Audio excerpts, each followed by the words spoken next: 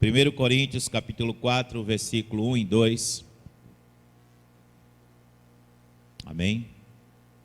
Diz assim o texto da palavra de Deus: portanto, todas as pessoas devem nos considerar servo de Cristo, encarregado dos mistérios de Deus. Além disso, o que se requer de todos aqueles que têm responsabilidade é que vivam fiel. Amém? Vou repetir o versículo. Portanto, todas as pessoas, amém? Todas as pessoas, sejam familiares, sejam amigos, sejam colegas de trabalho, qualquer pessoa, devem nos considerar servos de Cristo, encarregado dos mistérios de Deus. Quando ele diz devem nos considerar servos de Cristo, não está no sentido em que nós, de qualquer maneira, queiramos que alguém reconheça. Existe aqui uma condição para isso. Então, amigos, familiares, colegas de trabalho, em qualquer lugar, as pessoas precisam nos ver como servos de Cristo, encarregados dos mistérios de Deus. Se nós não estivermos se manifestando ao mundo dessa forma, alguma coisa está errada em nós. Não estou dizendo que nós vamos ter aceitação de todos, mas aonde a nossa presença chegar, o Evangelho deve levar a esta pessoa o entendimento de que nós somos servos de Deus, amém? Encarregados dos mistérios de Deus. Até aqueles que são contra nós, que se rebelam contra isto, eles, em determinado momento, quando a coisa apertar, quando eles não tiverem mais saída, eles vão de nos considerar, porque nós chegaremos com a mensagem das boas novas, com a mensagem da cura, com a mensagem da libertação. Além disso, o apóstolo Paulo continua: o que se requer de todos aqueles que têm essa responsabilidade, no caso nós, é que vivam fielmente. É impossível, preste bem atenção a isso, é impossível que aqueles que estão lá fora nos considerem como servos de Deus e encarregados dos mistérios de Deus, se nós não vivermos fielmente. O que nos leva ao tema desta mensagem é: até que ponto vivemos fielmente? Até que ponto vivemos fielmente? A fidelidade é caracterizada pela firmeza e pela certeza de propósitos, por uma atitude de conduta justa, pela devoção de alguém, ou uma pessoa, ou uma causa. Então, a fidelidade se percebe quando a pessoa tem um propósito. Fale assim: propósito. Atitude e condutas justas. Falem assim comigo: atitude e conduta justas. Pela incorruptibilidade, pela sinceridade, pela confiabilidade, pelo cumprimento das promessas e votos feitos, pela lealdade sincera. É isso que requer de cada um de nós. quando o apóstolo Paulo diz: além disso, o que se requer de todos aqueles que têm essa responsabilidade, quem? Nós. É que vivam fielmente. Em outras palavras, ele está dizendo que você tenha uma causa, um propósito, por alguém. Quem é este alguém? Jesus Cristo. Amém? Quando Jesus diz para que os discípulos fiquem em Jerusalém, até que do alto sejam revestidos, lá na frente ele diz assim: ser-me-eis testemunhas. Esta palavra no original quer dizer mártir, quer dizer aquele que dá a vida por uma causa. Aquele que dá a vida por uma causa. E além de milhares de pessoas na história da humanidade, na história cristã, que deram sua vida por uma causa, sempre me vem a imagem de um árabe cristão em um desses países, não sei se na Arábia Saudita, aonde ele foi condenado à morte por ser cristão, simplesmente isso. E esta imagem rodou o mundo inteiro, aonde aqueles sauditas, árabes, eles estavam para enforcar este homem. Mas esta imagem que rodou o mundo inteiro foi uma imagem o qual ele estava sorrindo. E aquela imagem dele sorrindo na hora da morte, ele demonstrou que até o último momento ele estava fiel a uma causa. Então, isso se caracteriza por uma atitude de firmeza e propósito, de conduta justa por uma causa, pela devoção, entrega pela causa de Jesus. Reflita sobre isso enquanto nós meditamos nesta palavra. Conhecemos um homem na Bíblia que podemos trazer como exemplo para as nossas vidas, que é assim, na sua atitude, na sua conduta, demonstra um homem fiel a uma causa. E este homem se chama Daniel. Daniel capítulo 6, versículo 4, diz assim a palavra do Senhor: os outros administradores e altos funcionários começaram a procurar falhas de modo como Daniel conduzia as questões de governo, mas nada encontraram para criticar ou condenar.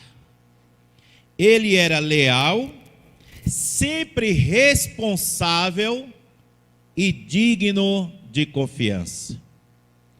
Fale comigo assim: leal, sempre responsável e digno de confiança. Requer, como diz o versículo lá em Coríntios, que aqueles que têm essa responsabilidade vivam como Daniel. Amém? Leal, sempre responsável e digno de confiança. Daniel, ele estava no meio de um povo que foi levado cativo para uma nação poderosa chamada Babilônia. Por causa da desobediência de Israel, Deus enviou Babilônia, como havia predito muitos anos atrás. Todas as vezes que o seu povo desobedecesse, Deus enviaria uma nação mais poderosa para que eles se tornassem escravos e a partir dali viessem a refletir a sua distância, o seu distanciamento de Deus. E agora, Daniel, um dos jovens da linhagem nobreza, estava no meio daquele povo. O rei de Babilônia mandou que os nobres de cada nação fossem educados segundo a cultura babilônica dos caldeus, falasse a sua língua, os nomes deles foram mudados e que comessem da mesma iguaria dos manjares do rei. Mas a Bíblia diz que Daniel achou graça diante do copeiro do rei e pediu para que fizesse uma experiência. Durante 10 dias eles continuariam comendo a comida que Deus havia estabelecido para eles. E depois aquele homem fizesse a comparação entre eles e os outros que estavam comendo dos manjares que o rei ordenara comer. E foi feita essa comparação, e depois de 10 dias, descobriu-se que Daniel e seus amigos estavam bem melhor do que aqueles que estavam comendo as iguarias do rei. Daniel possuía firmeza de propósitos. Amém? Ele não abriu mão da sua fé. Ele se manteve firme e constante. Em 1 Coríntios, capítulo 15, versículo 58, diz assim: portanto, meus amados irmãos, sejam fortes e firmes, trabalhem sempre para o Senhor com entusiasmo, pois vocês sabem que nada do que fazem para o Senhor é inútil. Nada do que você faz, meu irmão, é inútil. Amém? Se mantenham firmes e constantes como Daniel, a despeito de qualquer dificuldade, de qualquer desafio que surgir na sua vida. Em Salmos capítulo 101, versículo 6: meus olhos aprovam os fiéis da terra, e eles habitarão comigo. Somente quem tem a vida íntegra me servirá. Daniel tinha uma vida íntegra. Daniel era provado por Deus. E aí, voltando à pergunta, até que ponto nós vivemos fiel ao Senhor? Segundo lugar, Daniel não deixou se corromper. Porque integridade fala de uma pessoa que continua intacta, que não se vende nem muda seu estado ou condição. Daniel procurou manter-se reto e não contaminar-se. Até que ponto vivemos fiel ao nosso Deus? Em Daniel capítulo 1, versículo 8 diz assim: Daniel, porém, decidiu não se contaminar com a comida e o vinho que o rei lhes tinha dado. Pediu permissão ao chefe dos oficiais para não comer esses alimentos, a fim de não se contaminar. Amém? Nós somos levados em nossa vida, amados irmãos, muitas vezes a sairmos do propósito que Deus nos colocou. Sairmos do propósito que Deus nos colocou. É importante observar, nesse crescimento, muitas vezes, que muitas igrejas, muitos cantores e muitas pessoas têm, o diabo vai oferecer todo tipo de oferta. Ele vai chegar para você e para aqueles que estão em crescimento e vai oferecer todos os manjares, e muitas pessoas se iludem com isso. E é de Deus. É Deus que está fazendo, está mandando para mim prosperar, porque Ele quer que eu seja próspero, Ele quer que eu seja abençoado, e com isso a pessoa entra em qualquer tipo de arapuca, de dificuldade. Eu lembro, vou citar aqui um caso de um dos irmãos da igreja, do Zaca. que ele chegou em casa falando sobre algumas propostas que ele recebeu. E essas propostas que ele recebeu, possivelmente hoje, se ele tivesse aceitado, ele estaria bem melhor financeiramente, mas teria se corrompido. E aí ele chegou em casa e conversou comigo e pediu orientação, e eu falei: Isaac, esquece isso. Você tem uma escolha aqui, ou crescer de qualquer forma, ou você se manter fiel ao Senhor. Porque as ofertas eram de manjares. Ele escolheu servir ao Senhor. Não se contaminar com os manjares do rei. Que Deus abençoe ele se ele estiver ouvindo essa mensagem. Contaminar-se significa se deixar influenciar pelas ofertas deste mundo, em detrimento à adoração a Deus. Por melhor que seja a oferta, por mais grandiosa e majestosa que ela pareça para você, não se deixe se contaminar. Não se contamine. Amém? Lá em 1 João capítulo 2, versículo 15, diz assim: não amem o mundo, nem o que nele há. Se alguém amar o mundo, o amor do Pai não está nele. Não amem o mundo. O mundo tem manjares.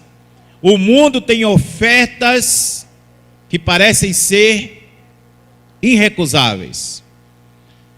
Imagine você de uma hora para outra, você crescer, você ter muito dinheiro na sua conta, mas preste atenção se por trás disso Satanás não está te levando à contaminação.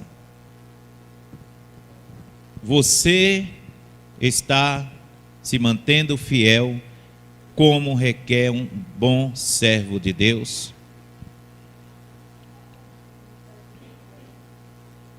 Muitos cristãos já estão contaminados, irmãos, e não percebem. A Bíblia diz: buscai primeiro o reino de Deus e a sua justiça, e as demais coisas vos serão acrescentadas. É melhor o pouco com Deus, aonde você está totalmente íntegro, fiel, leal, do que o muito você estando corrompido. Quem é que não busca o sucesso? Quem é que não quer ter muito dinheiro, fama, sucesso? Nós mesmos queremos que esse evangelho se espalhe por todo mundo, que a Shalom cresça e divulgue. E quanto mais condições financeiras para isso, mais o evangelho vai ser propagado. Mas a grande pergunta é: como isso deve ser feito? Com que situação você deve fazer este crescimento, esse sucesso? Escolha não se contaminar com os manjares do rei. Quando o cristão já está contaminado? Quando ele deixa de buscar primeiro o reino de Deus. Quando ele vai à busca de muitas coisas, mas que não é primeiramente o propósito, o plano de Deus para a sua vida. Quando o cristão já está contaminado, quando ele troca coisas banais como um cinema, um teatro, como um parque, alguma outra coisa, do que está no culto. Quando a adoração para ele se torna secundária, e o propósito e a causa dele com Cristo já não tem tanto valor.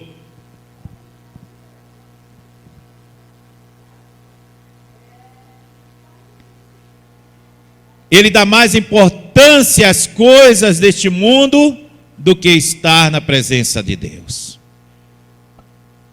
Quando o cristão já está contaminado, quando ele vai à igreja por obrigação, porque não quer ser chamado pelo pastor, por alguém, por seu líder de ministério, de célula e etc. E aí ele vai para dar uma satisfação. Então ele começa, eu vou hoje, mas aí eu fico 3 domingos sem ir. Já fiz minha obrigação. Já está contaminado. Quando o cristão já está contaminado? Quando ele não tem mais fervor com as coisas de Deus. Ele vive uma vida religiosa, de aparência. Ele não quer deixar a igreja com medo de ir para o inferno, mas ele também não tem mais apreço às coisas de Deus. Para ele, a oração é um peso. A leitura da Bíblia nem se fala. A comunhão com Deus já não tem tanto sentido mais. Ele passa mais tempo assistindo reality show e tantas outras bagulheiras que este mundo apresenta, mas ele não tem mais aquele fervor, aquela vontade de estar na casa do Senhor, de estar com os membros ali unidos, buscando a orientação, a palavra, o fervor espiritual. Em 2 Coríntios, capítulo 13, versículo 5, diz assim: examinem a si mesmos. Examinem a si mesmo. Faça uma análise. Todos vocês que estão pela internet, eu, pastor Jetro, examinem. Essa responsabilidade é minha, não é de Deus. Examine-se a si mesmo. É isso mesmo? 2 Coríntios 13, 5. Verifiquem se estão praticando o que afirmam crer. Faça essa análise pessoal, íntima. Não precisa você falar para mim, você falar para o outro. Faça uma análise você mesmo. Examine-se a si mesmos. Verifique se estão praticando o que afirmam crer. Certamente sabem que Jesus Cristo está entre vocês. Do contrário, já foram reprovados. Verifiquem se Jesus Cristo está entre vocês. Do contrário, já foram reprovados. E como verificamos se Jesus Cristo está entre nós? É muito fácil. Para quem se mantém fiel. Vou dar um exemplo dos fariseus.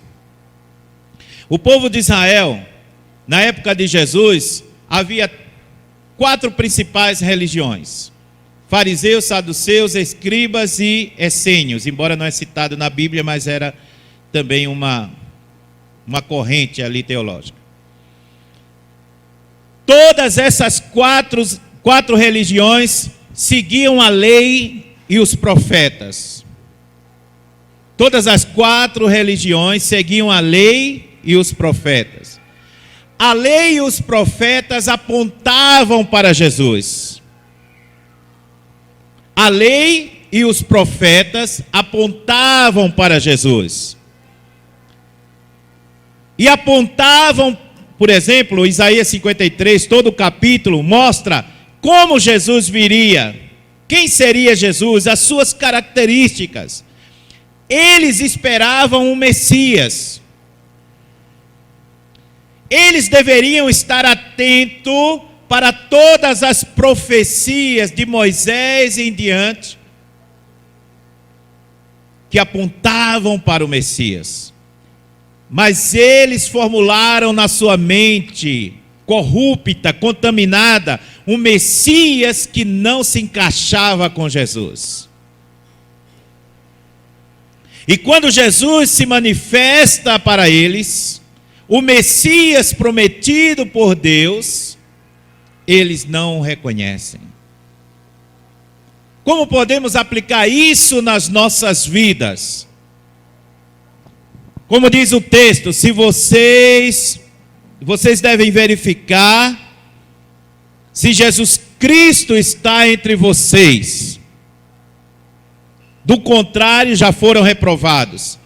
Eles foram reprovados porque Jesus Cristo estava entre eles e eles não o reconheceram. O que podemos aprender com isso?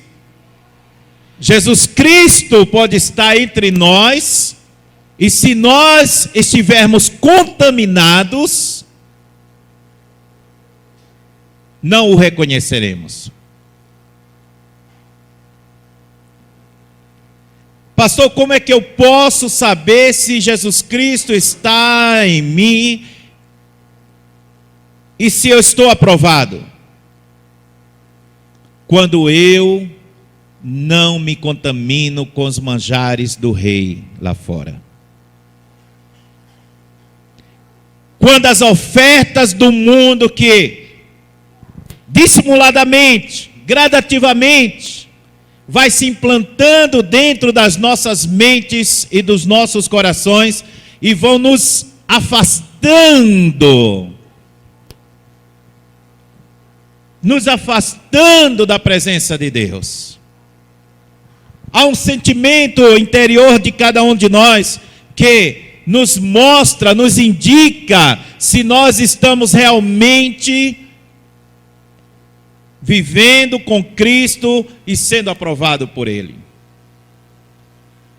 À medida que nós vamos nos contaminando, à medida que nós vamos comendo dos manjares do rei, é um pouco de Big Brother aqui, é um pouco do Faustão ali, é um pouco de substituir aquele cuidado e aquele fervor que tínhamos com as coisas de Deus, mas agora já, eu vou dormir mais um pouco.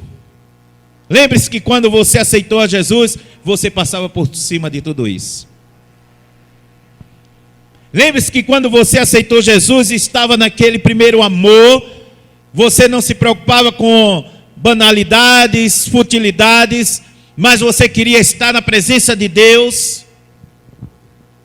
Quando essas coisas começam a colocar-se em primeiro lugar no nosso coração, já estamos contaminados. E aí só sobra uma casca religiosa, como os fariseus, saduceus e os demais. E essa casca religiosa você não larga, você fica com ela, que é uma aparência, que é um engano da mente, e você vai para a igreja, vai fazer coisas religiosas, litúrgicas, rituais, mas você não tem mais fervor, não tem mais desejo com as coisas de Deus, já não aquece o teu coração por uma paixão ardente de fazer a obra de Deus. Agora, o teu coração está contaminado. Mas você faz como os fariseus, se mantém com a casca, com a forma, com o rótulo. Ser fiel significa ser confiável. As pessoas podem confiar em você,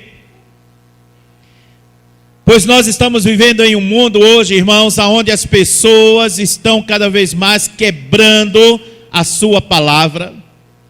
Não tem mais compromisso, nem integridade, nem lealdade, nem mesmo consigo mesmo. Fala uma coisa hoje, amanhã muda, fala outra. Existe uma falta de responsabilidade, de fidelidade, até mesmo com seu próprio caráter.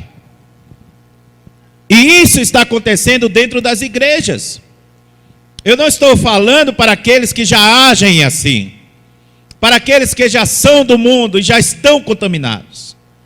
Eu estou falando para aqueles que se dizem santos, seguidores de Jesus, em qualquer lugar onde essa palavra for pregada, mas não andam fielmente como realmente Jesus requer de cada um de nós.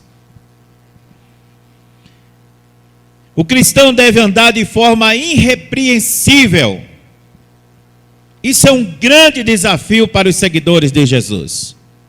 Lá em Filipenses, capítulo 2, versículo 15,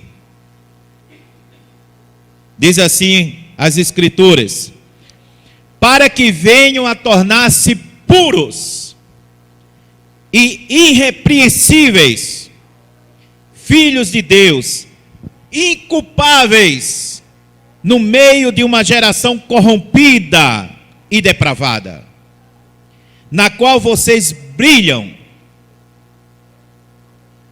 Fale assim comigo: brilhamos como estrelas no universo. Quando você olha para o universo, você vê uma imensa escuridão, mas o que se destaca nele é o quê? São as estrelas. Amém? As estrelas se destacam e alguém começa a classificar e dizer aquela é isso, aquela é aquilo outro, porque aquelas estrelas representam uma luz no meio da escuridão.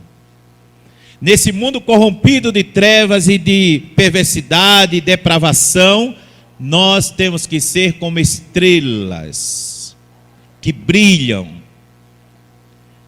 o qual as pessoas, ao olhar para nós, precisam ver uma conduta de integridade, de propósito, de fidelidade, de lealdade. E isto exige de cada um de nós um esforço, um sacrifício, aonde muitas vezes os seus desejos têm que ser contidos em detrimento da causa de Cristo. Irrepreensividade não significa perfeição. Teremos falhas, mas significa que estamos nos esforçando para andar da melhor forma possível, determinada pela palavra de Deus. Por isso que Deus nos deixou o remédio chamado perdão, para quando falharmos nesse propósito, perdoarmos uns aos outros no temor do Senhor. Amém? Porque o próprio perdão é um remédio para que nós possamos andar irrepreensível. Quando você falha, quando você erra, você deve pedir perdão e o outro deve perdoar, porque nessa atitude nós também estamos sendo irrepreensíveis. Alguém poderá dizer: ele falhou, mas ele se arrependeu. Em Filipenses capítulo 1, versículo 27, diz assim: o mais importante é que vocês vivam em sua comunidade de maneira digna das boas novas. Então, aí agora Paulo se referindo aos filipenses, ele diz: quando eu for vê-los novamente, ou mesmo quando ouvir a seu respeito, saberei que estão firmes e unidos em um só espírito, em um só propósito, fielmente. Lembra disso? O significado? Unidos em um só espírito, em um só propósito, lutando juntos pela fé, que é proclamada nas boas novas. Paulo está falando aos filipenses. Agora vamos transformar isso no próprio Jesus falando com a Shalom. O mais importante é que vocês da comunidade Shalom e meus irmãos de outros ministérios, é que vocês vivam em comunidade de maneira digna das boas novas.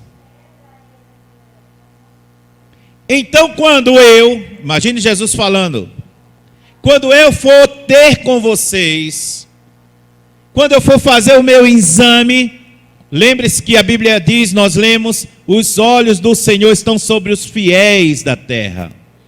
Quando os olhos do Senhor estiverem sobre nós, eles devem ver crentes que estão firmes, unidos, em um só espírito, em um só propósito, lutando juntos pela fé que é proclamada pelas boas novas, ou pelo Evangelho. Amém? Digno de viver as boas novas significa viver segundo a palavra de Deus. O cristão deve sempre falar a verdade. Sua palavra é verdadeira em qualquer circunstância. Em Daniel não foi encontrada nada que viesse depor contra ele. Ele era um homem verdadeiro. Amém? Em 1 Pedro capítulo 2, versículo 12. 1 Pedro capítulo 2, versículo 12, diz assim: procurem viver de maneira exemplar entre os que não creem. Vou repetir. Procurem viver de maneira exemplar entre os que não creem. Lá no meio da tua família, você deve viver de maneira exemplar. Se alguém olha para você da tua própria família e diz: para ser crente igual a você, eu nunca vou ser, significa que você não está sendo fiel. As pessoas da sua família, elas podem até não querer vir à igreja. Elas podem até ter algum problema com algum crente ou algum pastor em algum lugar. Mas quando elas olharem para você, elas dirão: esse é um homem de Deus. Eles podem ter problema com quem for lá fora. Mas quando olharem para você, eles devem dizer: esse aqui é um exemplo. O meu pai é um exemplo. A minha mãe é um exemplo. O meu filho é um exemplo. Quando você estiver nesse nível, você está sendo fiel ao Senhor.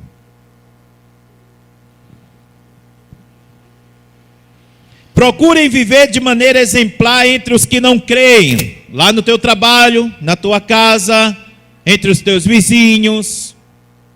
Assim mesmo que eles os acusem de praticar o mal, verão que o seu comportamento correto,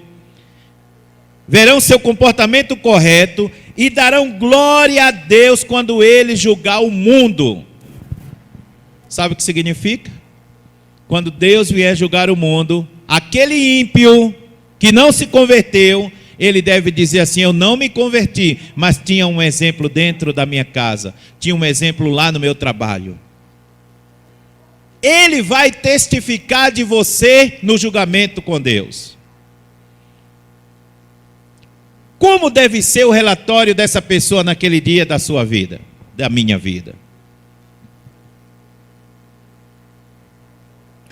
Inicialmente somos julgados e discriminados, sempre é assim. O Evangelho sempre passou por esse problema. No entanto, quando aqueles que falam mal de nós observarem a nossa conduta, eles serão obrigados a se renderem ao nosso exemplo. Amém? E eu quero concluir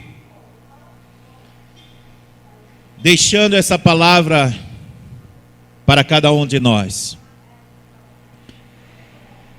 Em 1 Coríntios 4, 1 e 2, o versículo base que nós lemos, que diz novamente, vamos ler, diz assim: portanto, todas as pessoas devem nos considerar servos de Cristo, encarregados dos mistérios de Deus. Além disso, o que se requer de todos aqueles que têm essa responsabilidade é que vivam fielmente.